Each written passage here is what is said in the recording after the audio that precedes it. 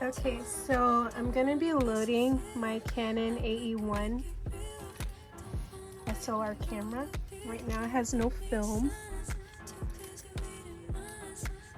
This is a film that I'm gonna be using. It's Fujifilm 400 ISO and it has about 36 exposures. Okay, I'm gonna be loading it now.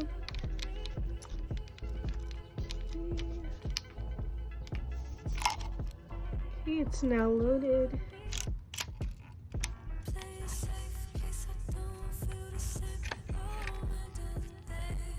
Okay, now I'm gonna wait till I see the part get to at least 1 or 2 until I know that it has captured the film.